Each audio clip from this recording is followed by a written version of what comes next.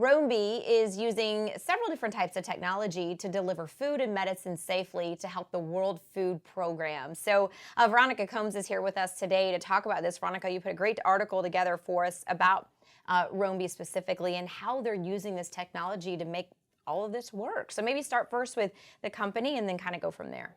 So I think of it as logistics as a service. So what they do is they use a combination of technologies so you can track your shipment, whether it's food or drugs or Coca-Cola, from where it leaves the warehouse until it gets all the way to wherever it's going. And that could be a port, that could be across the ocean, that could be across a desert, that could be across town. And so they built this system that's really easy to implement. It doesn't require a lot of infrastructure. One of their apps you can use on your phone, the driver can check in. They have a lock that can stay on the back of a truck so that it can't open until you say it opens remotely or with an access card, kind of like the way they do some cars and rental units. So they're working with lots of companies now, big companies, but they want to help the World Food Program specifically in Ethiopia. The World Food Program has 5,000 trucks, 20 ships, and 92 planes that they're using around the world to try to get things places. A lot of challenges. A lot of challenges. And so if you're delivering medicine, you can't get too hot because then it ruins the drugs. Or if you're taking food and the road is washed out and you're trying to get to a refugee camp, obviously you need to reroute. So Roamby has built this system that uses artificial intelligence, Internet of Things, sensors and trackers, and then something called robotic process automation. Okay. So the AI is sort of the mind of the system. The sensors and the trackers, they're small, they're little yellow things that you can stick onto some of them are small, you can stick onto your shipment, some of them are locks, there's all these different form factors. So those are the eyes and the ears of the system. And then this robotic process automation are sort of the limbs.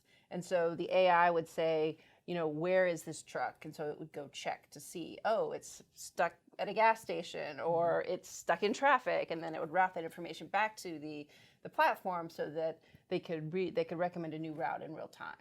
So, because the World Food Program, they're trying to get so much to so many different places, and so many challenges with that. Yes, it could be rain, it could be flooding, it could be political violence, it could be warring regions.